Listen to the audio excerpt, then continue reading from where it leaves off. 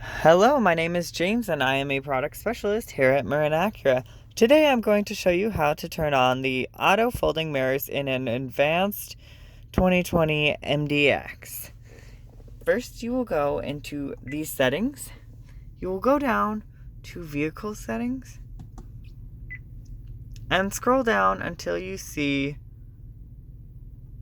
the folding mirror settings.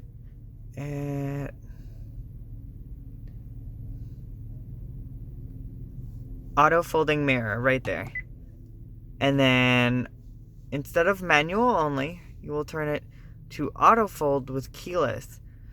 So whenever you get into the car, the mirrors will automatically fold open. And just select it. And now they'll fold open whenever you unlock the car.